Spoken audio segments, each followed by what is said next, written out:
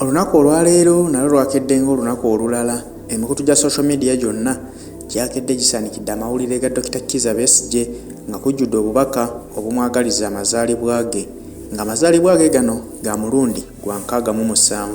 Bannayuganda bonna bamwagaliza ebirungi, obwedda bamuterako obubaka obumuyozaayoza okutuuka ku mazaalibwa gano.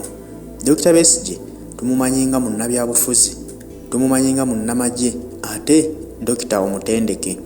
Ono awezezza emyaka 67 egy'obukulu, wabula ku myaka 67 nga ebyobufuzi abimaliddemu ddala emyaka 22. Ebyobufuzi ebijjudde okuva yatandika okuvuganya ku ntebe y'obukulembeze bw'eggwanga nga tulese eri we yasavingiranga mu gavumenti mu bifo eby'enjawulo. Naye okuva lwe yajja n'asowolayo omutwe n'agamba agenda kutandika okuvuganya Mwami Museveni, neesimbe ku ntebe ennene giweredde ddala emyaka 22. Kitegeeza abadde musajja wa nkizo nnyo mu byobufuzi. Weewaawo nga mu kalulu akawedde tetwamulabako ku ballot paper nga yaddako ebbali n'agamba kandekera abalala nabo bagezeeko. Oluvannyuma lw'okwesimbawo emyaka 20 nga tawangulangako mulundi na gumu.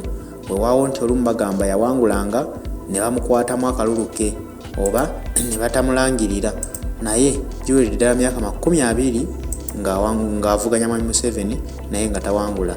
Olwaleero mazaalibwa ge, era ffenna tugatta eddoboozi lyaffe ku bannayuganda bamwagalizza amazaalibwa amalungi, naffe ne tukuyozaayoza nti Mukama Katonda akwongera emyaka egisingako ate olabe ku Uganda empya gy'obadde olwanirira. Ono nno tumutwala ng'omulwanyi ow'amaanyi mu byobufuzi bya Uganda, kuba okuva lwe yajja ayugumiza Mwami Museveni, weewaawo nti alemye omujja mu ntebe, naye ng'alina ettaffaali ddene lyagasse ku byobufuzi bw'eggwanga Uganda. Tuba tulina okusiima omuntu emirimu gy'akoze.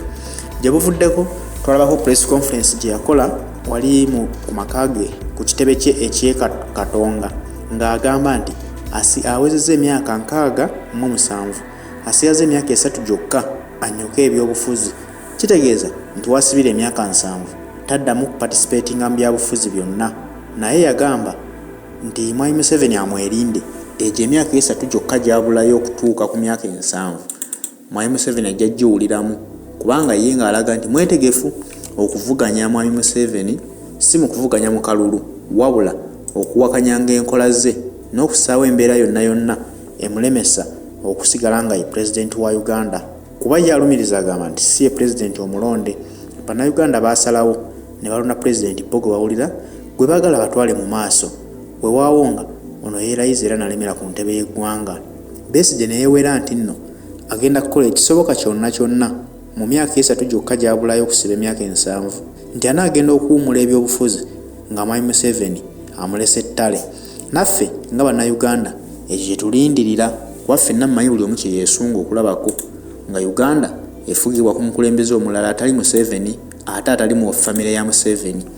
N'olwekyo tukwagaliza buwanguzi Dr. Kizza Besigye otuukirize ekiruubirirwa kyo eky'okusigukulula omusajja nga bwe wasuubizza, era ne tusaba Mukama akutuwangaalize naawe olabe ku Uganda empya eyeeyagaza nga terimu Museveni naye ate ng'erimu Munnayuganda ategeera Bannayuganda.